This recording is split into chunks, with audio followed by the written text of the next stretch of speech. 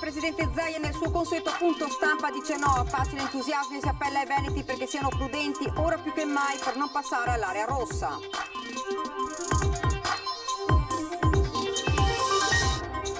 Sciopero dei metalmeccanici a Marghera prolungato di alcune ore per la morte di Michele Cacco schiacciato da una porta di ferro mentre lavorava in azienda. Sagome di polistirolo in campo Santo Stefano a Venezia, ogni testa a rappresentare in segno di protesta un venditore ambulante costretto a non lavorare dopo gli ultimi DPCM. Una pagina in pergamena manoscritta e miniata del XIV secolo rubata nel 49, l'Archivio di Stato di Venezia è stata riconsegnata questa mattina. 4 novembre 66 c'è un filo sottile che lega il ricordo di due eventi tragici in cui l'acqua sommerse Venezia e Pellestrine. Ricordo, dice il delegato Scarpa, non deve essere fine a se stesso. L'ULSS 3 Serenissima ha dato vita con una serie di soggetti del territorio alla sottoscrizione di un protocollo antiviolenza sulle donne. Sono in meno di 90 in tutta Italia, siamo andati a conoscere uno degli ultimi guardiani dei fari che vive agli alberoni e controlla l'ingresso delle navi mercantili. Buonasera e ben ritrovati dalla redazione di Venezia. Dunque questi i titoli di oggi, lo avete sentito, il Veneto è stato classificato area gialla ma il presidente Zaia nel suo consueto punto stampa dice no a facili entusiasmi, si appella ai veneti perché siano prudenti ora più che mai per non passare all'area rossa. Sapete che il giallo dura poco? Il giallo dura poco, E dopo il giallo c'è il rosso. Guardate che nel Covid può accadere di tutto, può anche accadere che fra una settimana siamo qui a raccontare di migliaia di persone ricoverate. Questo vorrei sottolinearlo. Il presidente Zaia avverte, dalla fascia gialla il passaggio alle successive può essere molto veloce. Nel consueto punto stampa il governatore ha voluto spegnere facili entusiasmi lanciando un appello ai cittadini. Non ci deve essere entusiasmo oltre misura.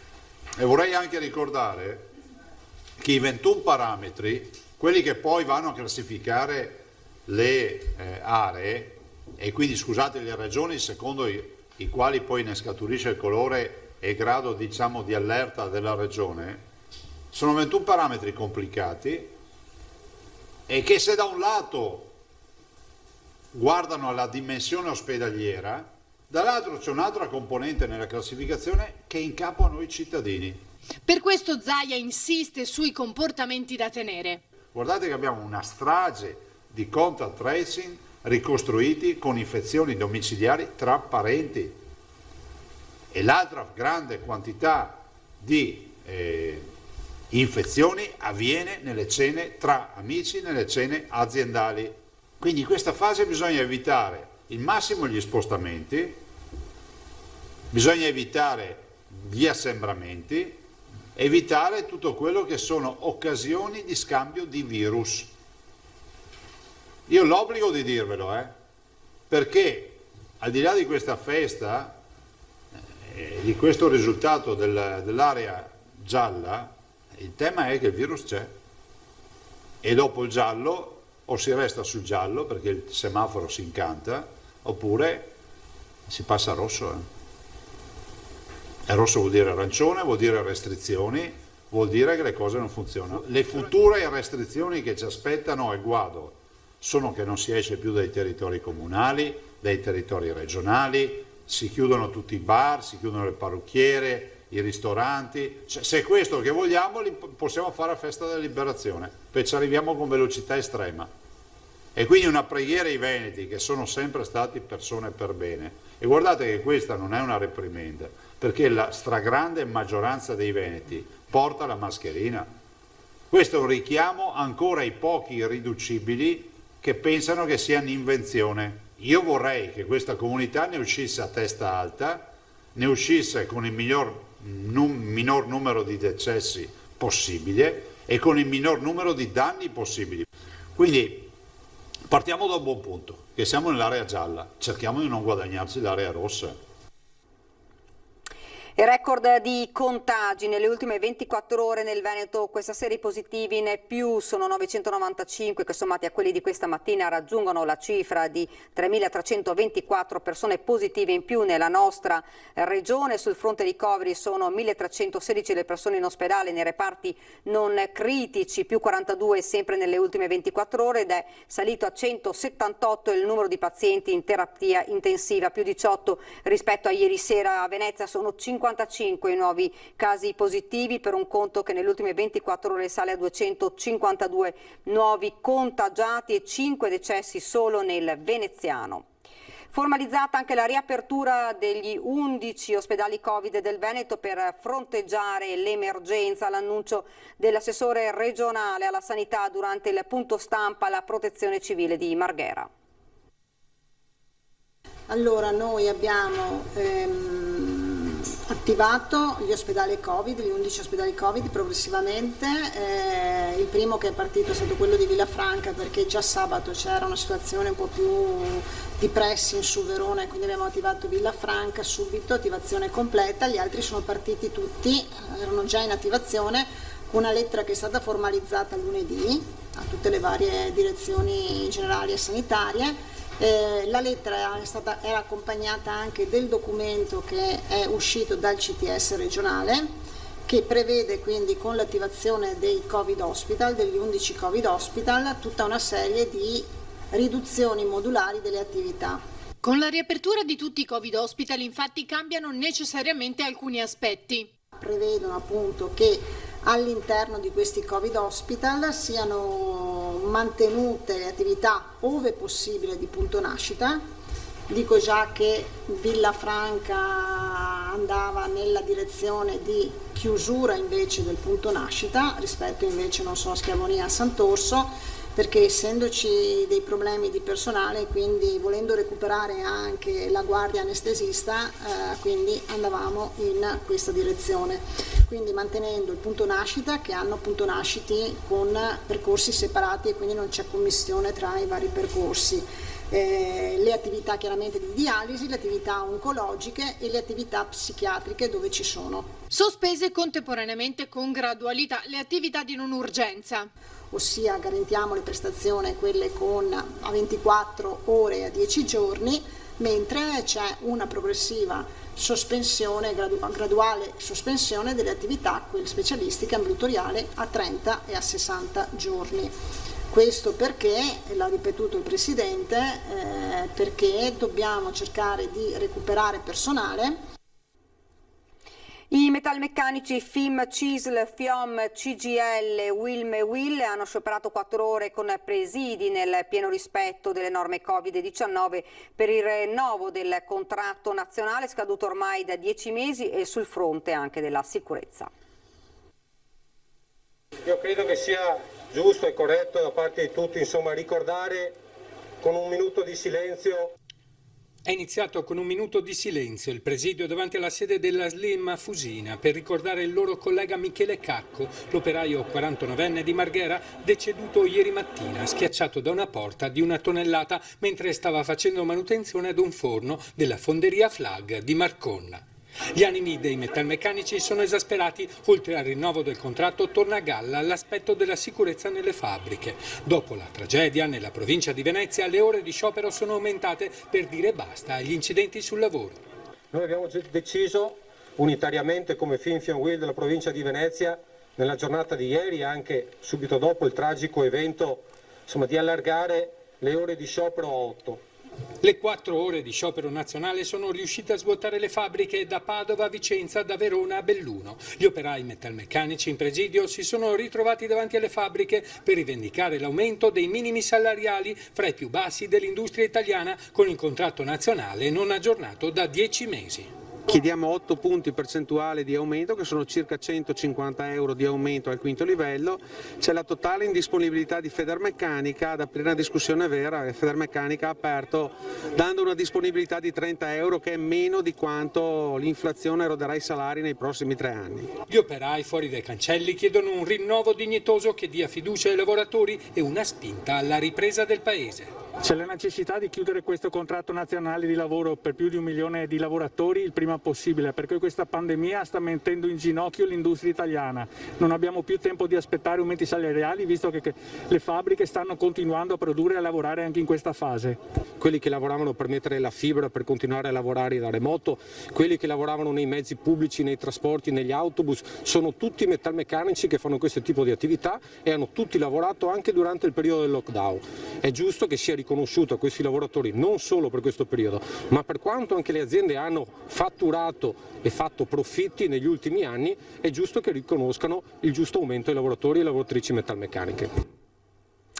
Una pagina in pergamena manoscritta e miniata del XIV secolo, rubata il 1 di novembre del 49 dalla sala diplomatica Regina Margherita dell'Archivio di Stato di Venezia, è stata riconsegnata questa mattina dal direttore dell'Archivio di Stato, dal comandante provinciale dei Carabinieri di Venezia, colonnello Mosè De Luchi, ed il tenente colonnello Cristian Costantini, comandante del nucleo tutela patrimonio culturale di Venezia. L'importante recupero scaturisce da un'attività investigativa svolta dai carabinieri del reparto operativo del Comando Carabinieri per la tutela del patrimonio culturale del nucleo di Venezia e dell'Arma Territoriale, coordinati dalla Procura della Repubblica, che si sono avvalsi della banca dati dei beni culturali illecitamente sottratti, che ha permesso di rintracciare il bene presso un'importante casa d'aste britannica. Le indagini, condotte anche grazie alla collaborazione dell'ufficio legale della casa d'aste, che aveva messo all'asta il bene recuperato, hanno consentito di giungere alla spontanea consegna della preziosa pagina allo Stato italiano. Si tratta del foglio di apertura di un capitolare che porta il giuramento espresso da ciascun consigliere e stabilisce i doveri e le responsabilità del suo ufficio. Sagome di polistirolo in campo Santo Stefano a Venezia, ogni testa a rappresentare un venditore ambulante costretto a rimanere a casa nell'impossibilità di lavorare dopo gli ultimi decreti emanati a livello nazionale. Ci sono le fiere che sono ferme praticamente dallo scorso febbraio e poi un esercito pacifico di persone e di attività che in Veneto rappresentano 18.000 aziende con partita IVA, delle quali circa 1.500 a Venezia, tra banchetti di souvenir e mercati zonali in difficoltà economica. Una delegazione del gruppo organizzato Imprese Autonome, in pratica venditori ambulanti e all'aria aperta, si è dato appuntamento nel pomeriggio in campo Santo Stefano a Venezia per un flash mob. Vogliamo che il governo si renda conto che ci ha dimenticato per quanto riguarda le fiere da febbraio, per quanto riguarda i mercati, ci ha dato una piccola apertura di 3 mesi per l'estate, ma ora ci ritroviamo di nuovo ad essere a non sapere dove andremo a finire, perché sì, tu mi permetti di fare mercati nelle aree gialle, noi siamo presenti in tutta Italia, nelle aree rosse proprio non si può lavorare. Tutti i partecipanti hanno manifestato mantenendo il distanziamento e indossando la mascherina nel pieno rispetto dei protocolli vigenti. A dare loro compagnia tante sagome di polistirolo, ognuna delle quali in rappresentanza dei colleghi costretti a non lavorare o in crisi. Abbiamo famiglie, abbiamo mutui, abbiamo spese e non sappiamo come affrontarle. Noi non chiediamo aiuti di Stato, noi chiediamo di poter lavorare seguendo delle precise linee guida, anche perché acquistare al mercato in piazza è una delle cose più sicure che esista in questo momento di pandemia. Vogliamo che nessuno in Veneto muoia di Covid, la loro esortazione alle istituzioni locali, ma non possiamo nemmeno morire di fame, come invece sta accadendo. Contestati gli ultimi DPCM, chiesta maggiore attenzione del governo anche sui ristori e codice Ateco. Il settore si sente dimenticato. L'ULSS 3 Serenissima ha dato vita con una serie di soggetti del territorio alla sottoscrizione di un protocollo antiviolenza sulle donne.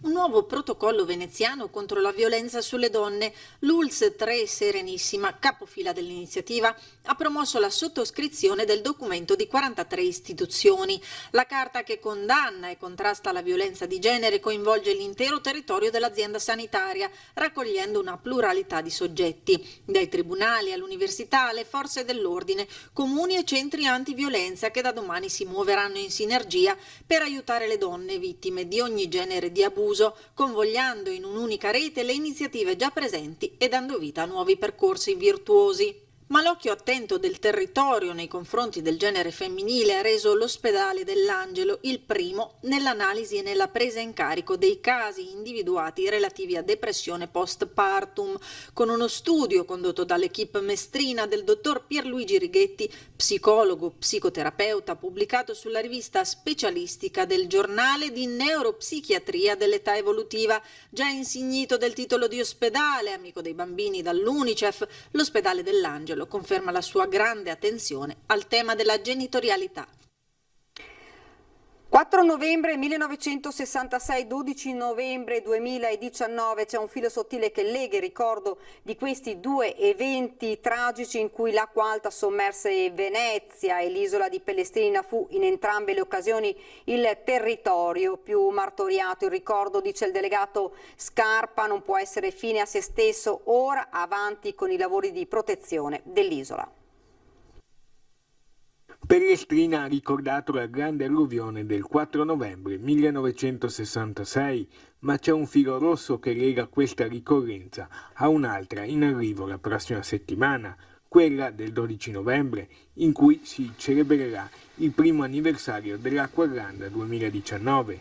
Due momenti che hanno segnato profondamente la città di Venezia e in cui l'isola di Pellestrina è stata sempre il territorio più martoriato. Il 4 novembre corre l'anniversario dell'alluvione del 1966, dove l'acqua raggiunse 194 cm di altezza, inondando Venezia centro storico, il litorale e le isole. Addirittura in certi punti delle isole i murazzi furono spazzati via, Lido di Venezia e Pellestrina, dove addirittura 4.000 persone furono costrette ad evacuare l'isola per motivi di sicurezza. Il ricordo da solo però non può bastare. È importante quindi ricordare questi tragici eventi e fare in modo, come ha fatto il commissario delegato sindaco di Venezia, di investire, di trovare le risorse per le manutenzioni in centro storico e nelle isole. La lista degli interventi, alcuni già fatti, altri da completare, è molto ricca. I muretti di protezione dell'acqua alta nelle isole di Sant'Erasmo, delle Vignole, nell'isola di Pellestrina, ma anche la pulizia dei canali, le rive del centro storico a Venezia. E tutto questo appunto per fare in modo che non accada mai più.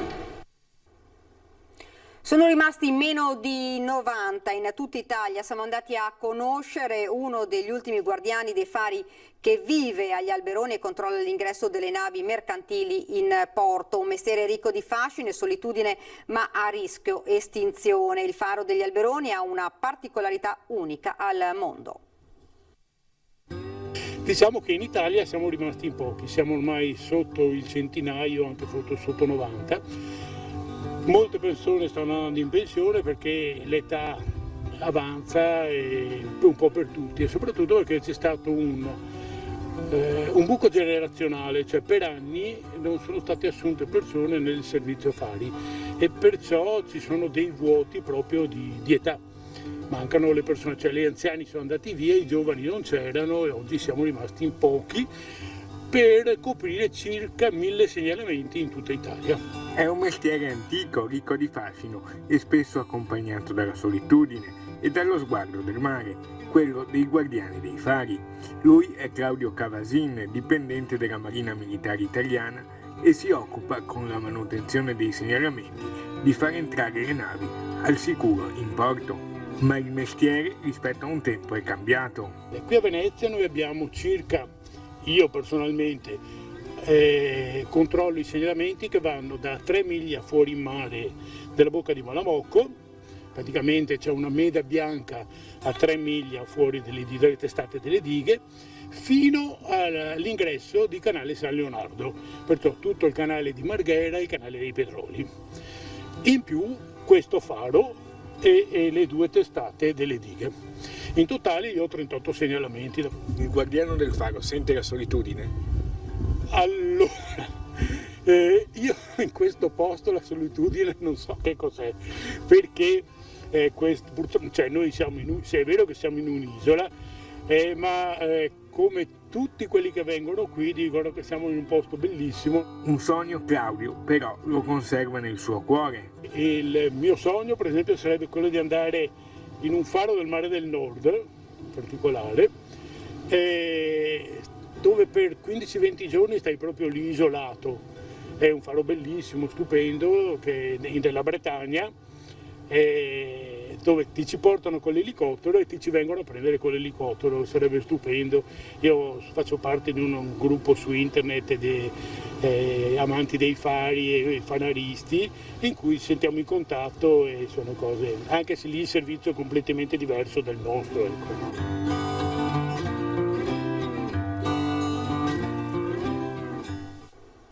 E da Venezia è davvero tutto, vi lascio come di consueto alle nostre previsioni del tempo, grazie davvero per averci seguito, arrivederci.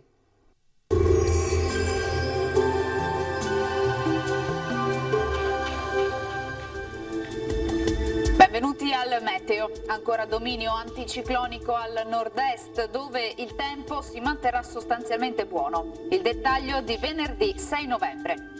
Sul Veneto cielo grigio nelle ore più fredde per nubi basse e nebbie, ma in diradamento nelle ore centrali del giorno. A seguire infatti sarà maggiormente soleggiato un po' su tutti i settori e non sono previste piogge degne di nota. Temperature minime tra 5 e 9 gradi, massime invece tra i 15 e i 17 gradi. Ci spostiamo ora sul Friuli Venezia Giulia, cielo molto nuvoloso inizialmente, poi anche qui più sole dappertutto e non sono attese precipitazioni.